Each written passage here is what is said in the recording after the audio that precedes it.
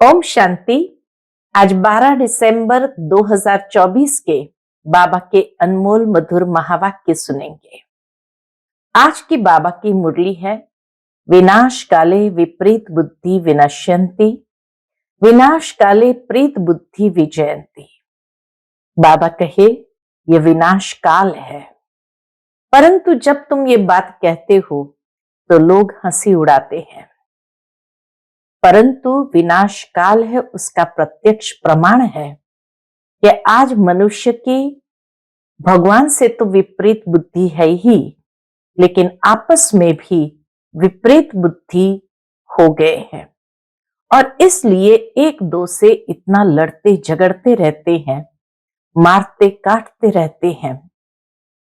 तभी कहा विनाश काले विपरीत बुद्धि विनश्यन्ति।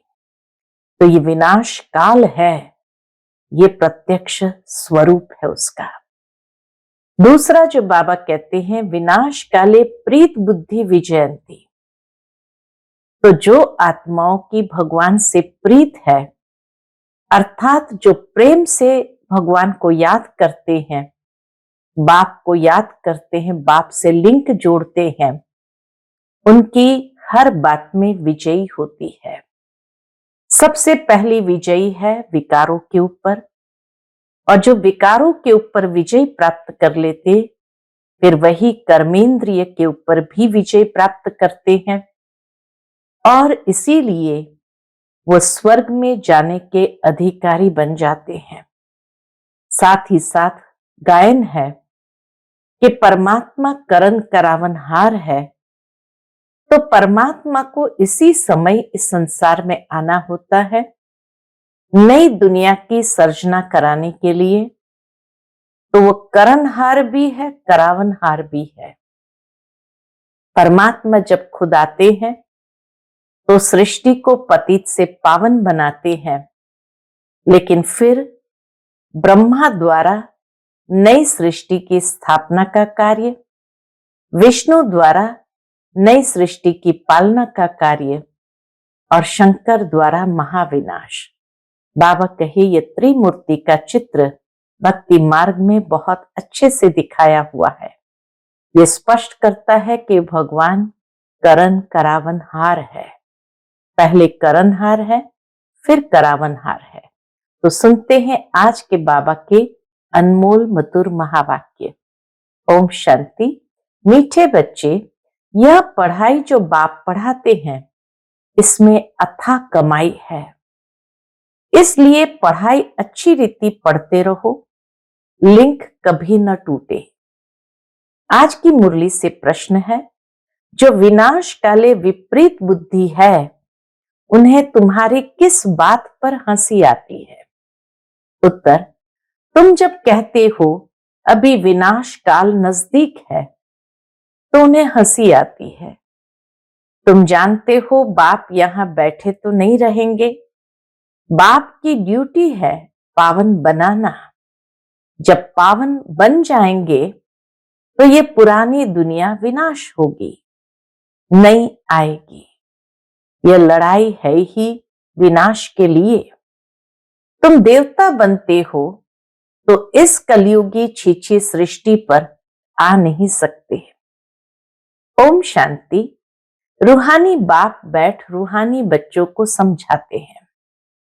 बच्चे समझते हैं हम बहुत बेसमझ बन गए थे, माया रावण ने बेसमझ बना दिया था।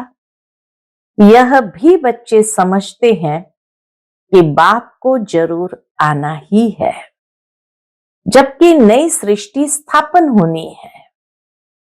त्रिमूर्ति का चित्र भी है, ब्रह्मा द्वारा स्थापना, विष्णु द्वारा पालना, शंकर द्वारा विनाश। क्योंकि करण करावनहार तो बाप है ना, खुद करते भी है और कराते भी है। क्या करते हैं, क्या कराते हैं? एक ही है जो करता है और कराता है। पहले किसका नाम आएगा? जो करता है, फिर जिस द्वारा कराते हैं। करण करावनहार कहा जाता है ना, ब्रह्मा द्वारा नई दुनिया की स्थापना कराते हैं। यह भी बच्चे जानते हैं, हमारी जो नई दुनिया है, जो हम स्थापन कर रहे हैं, इसका नाम ही है देवी देवताओं की दुनिया। सतयुग में ही देवी देवता होते हैं, किसी और को देवी देवता नहीं कहा जाता। वहां मनुष्य होते नहीं है, है ही एक देवी देवता धर्म। सतयुग में मनुष्य नहीं होते हैं, एक ही देवी देवता धर्म, दूसरा कोई धर्म ही नहीं। अभी तुम बच्चे स्मृति में आए हो कि बरोबर हम देवी देवता थे। निशानियां भी है, इस्लामी, बौद्धी, क्रिश्चियन आदि सबकी अपनी अपनी निशानी है।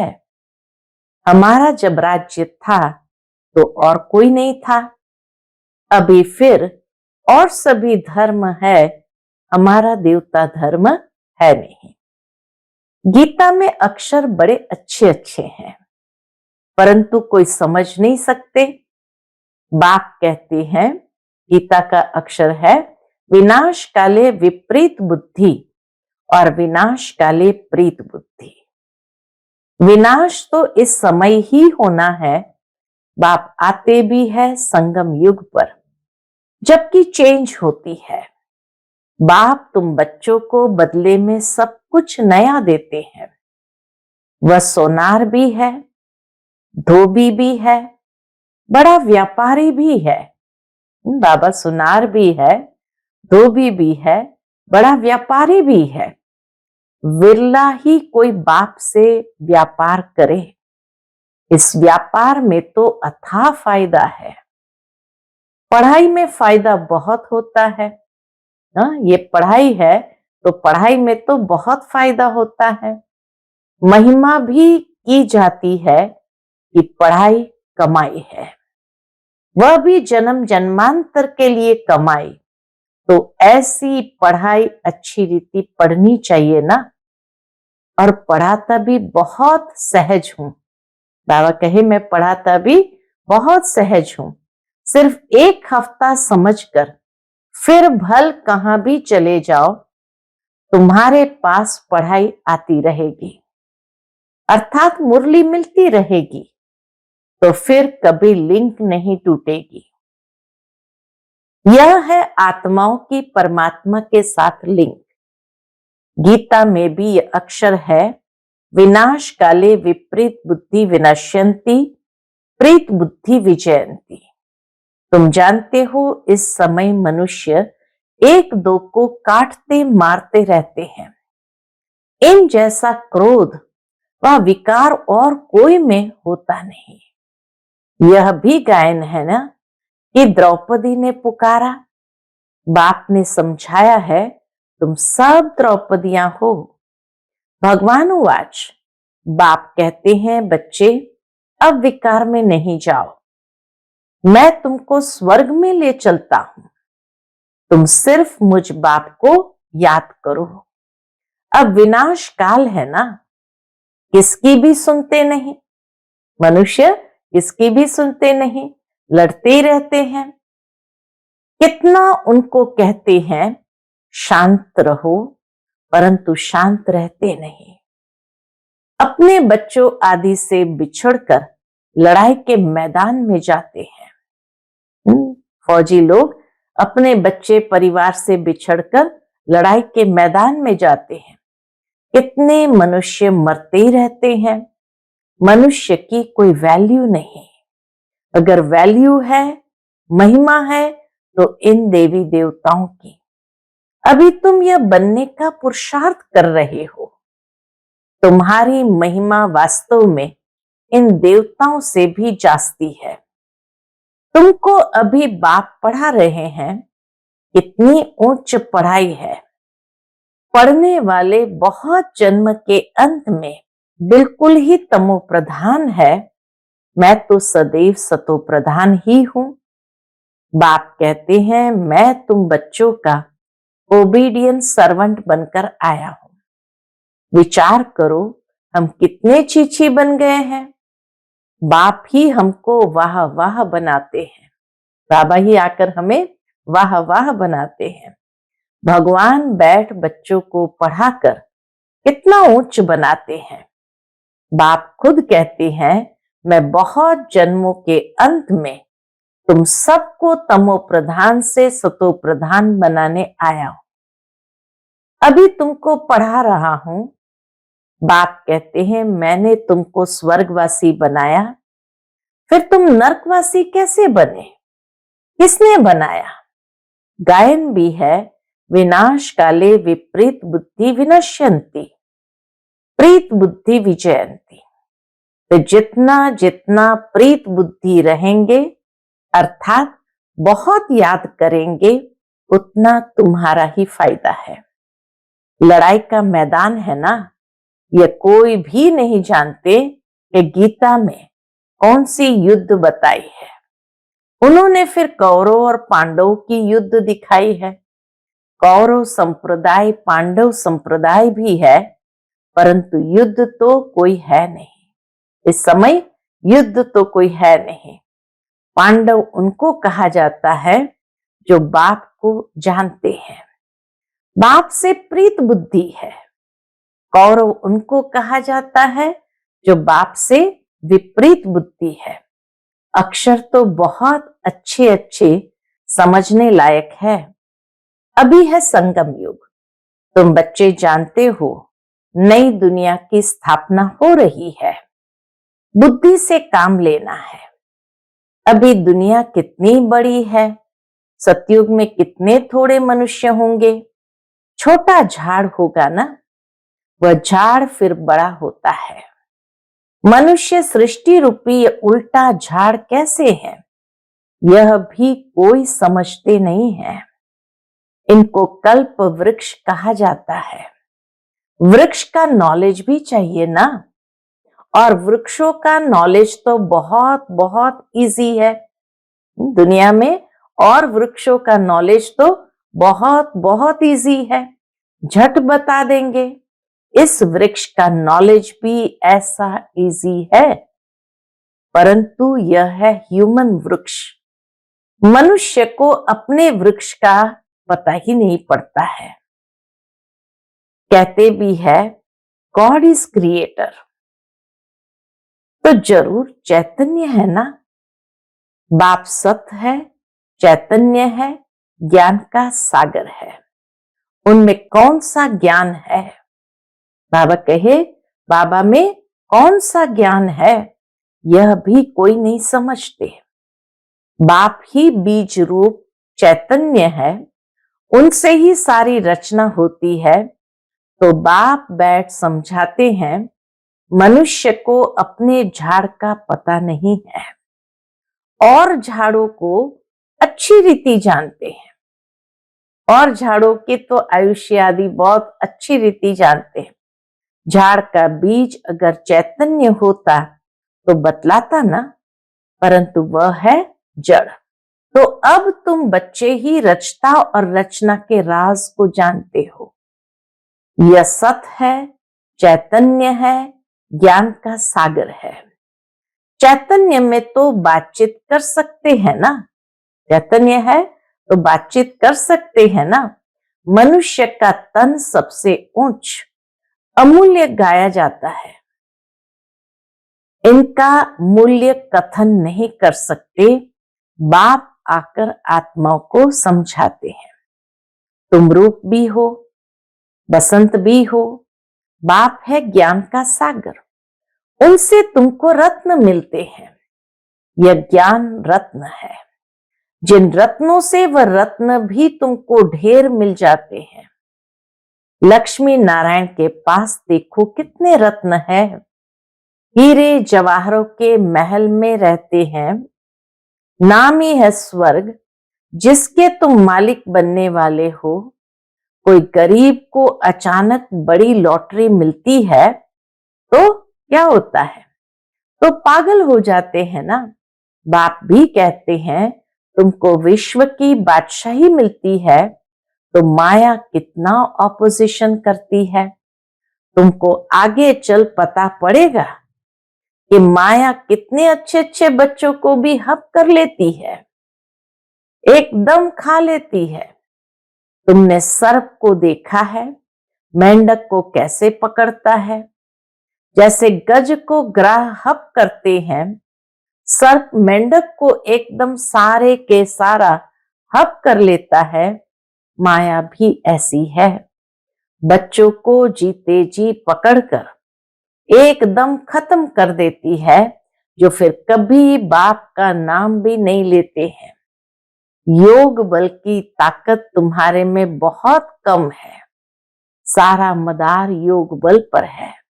जैसे सर्प मेंढक को हप करता है, तुम बच्चे भी सारी बादशाही को हप करते हो। सारे विश्व की बादशाही तुम सेकंड में ले लेंगे। बाप कितना सहज युक्ति बताते हैं, कोई हथियार आदि नहीं। बाप ज्ञान योग के अस्त्र शस्त्र देते हैं, उन्होंने फिर स्थूल हथियार आदि दे दिए हैं। तुम बच्चे इस समय कहते हो हम क्या से क्या बन गए हैं। जो चाहे सो कहो, हम ऐसे थे जरूर। बल थे तो मनुष्य ही, देवताएं भी थे तो मनुष्य ही, परंतु गुण और अवगुण तो होते हैं ना। देवताओं में दैवी गुण है, इसलिए उन्हों की महिमा गाते हैं। आप सर्वगुण संपन्न, 16 कला संपूर्ण, संपूर्ण निर्विकारी, हम निर्गुण हारे में कोई गुण नहीं। इस समय सारी दुनिया ही निर्गुण है, अर्थात एक भी देवताई गुण नहीं है। बाप जो गुण सिखलाने वाला है उनको ही नहीं जानते, इसलिए कहा जाता है विनाश काले विपरीत बुद्धि। अब विनाश तो होना ही है संगम पर, जबकि पुरानी दुनिया विनाश होती है और नई दुनिया स्थापन होती है। इसको कहा जाता है विनाश काल। यह है अंतिम विनाश, फिर आधा कल्प कोई लड़ाई आदि होती ही नहीं। मनुष्य को कुछ भी पता नहीं। विनाश काले विपरीत बुद्धि है तो जरूर पुरानी दुनिया का विनाश होगा ना। इस पुरानी दुनिया में कितनी आपदाएं हैं, मरते ही रहते हैं। बाप इस समय की हालत बतलाते हैं। फर्क तो बहुत है ना। आज भारत का यह हाल है, कल भारत क्या होगा। आज यह है, कल तुम कहां होंगे। तुम जानते हो पहले नई दुनिया कितनी छोटी थी, वहां तो महलों में कितने हीरे जवाहरत आदि होते हैं। भक्ति मार्ग में भी तुम्हारा मंदिर कोई कम थोड़ी होता है। सिर्फ कोई एक सोमनाथ का मंदिर थोड़ी होगा। एक कोई बनाएगा तो उनको देख और भी बनाएंगे। एक सोमनाथ मंदिर से ही कितना लूटा है। फिर बैठ अपना यादगार बनाया तो दीवारों में पत्थर आदि लगाते हैं। इन पत्थरों की क्या वैल्यू होगी। इतने छोटे से हीरे का भी कितना दाम है। बाबा जौहरी था, एक रत्ती का हीरा होता था 90 रुपया रत्ती, 90 रुपया रत्ती। अभी तो उसकी कीमत हजारों रुपया है, मिलते भी नहीं। बहुत वैल्यू बढ़ गई है। इस समय विलायत आदि तरफ धन बहुत है, परंतु सतयुग के आगे ये कुछ भी नहीं है। अब बाप कहते विनाश काले विपरीत बुद्धि है, तुम कहते हो विनाश समीप है, तो मनुष्य हंसते हैं। बाप कहते हैं मैं कितना समय बैठा रहूंगा, मुझे कोई यहां मजा आता है क्या। मैं तो न सुखी न दुखी होता हूं। मेरे ऊपर ड्यूटी है किस चीज की, पावन बनाने की। तुम यह थे, अब यह बने हो, फिर तुमको ऐसा उच्च बनाता हूं। तुम जानते हो हम फिर वह बनने वाले हैं। फिर से लक्ष्मी नारायण बनने वाले हैं। अब तुमको ये समझ आई है, हम इस दैवी घराने के भांति थे, राजाई थी, फिर ऐसे अपनी राजाई गंवाई, फिर और आने लगे। अब ये चक्र पूरा होता है। अभी तुम समझते हो लाखों वर्ष की तो बात ही नहीं है, ये लड़ाई है ही विनाश की। उस तरफ तो बहुत आराम से मरेंगे।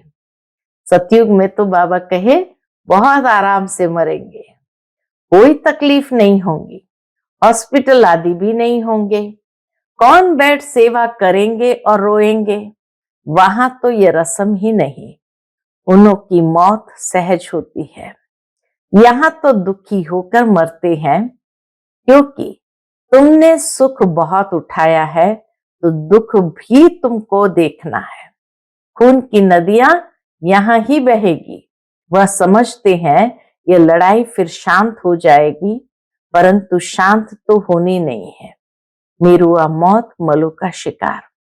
तुम देवता बनते हो, फिर कलयुगी छीछी सृष्टि पर तो तुम आ नहीं सकते। गीता में भी है, क्या है? भगवान वाच, विनाश भी देखो, स्थापना भी देखो। साक्षात्कार हुआ ना, ये साक्षात्कार सब अंत में होंगे।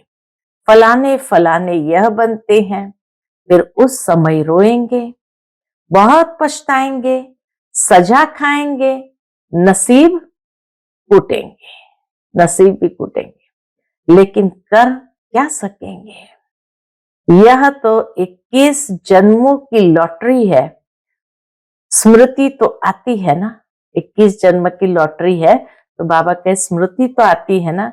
साक्षात्कार बिगर किसको सजा नहीं मिल सकती है, ट्रिब्यूनल बैठती है ना। अच्छा, मीठे मीठे सिकिलते बच्चों प्रति माता पिता बाप दादा का याद प्यार और गुड मॉर्निंग। रूहानी बाप की रूहानी बच्चों को नमस्ते। हम सभी रूहानी बच्चों की रूहानी माता पिता बाप दादा को याद प्यार, गुड मॉर्निंग और नमस्ते नमस्ते। शुक्रिया बाबा, शुक्रिया।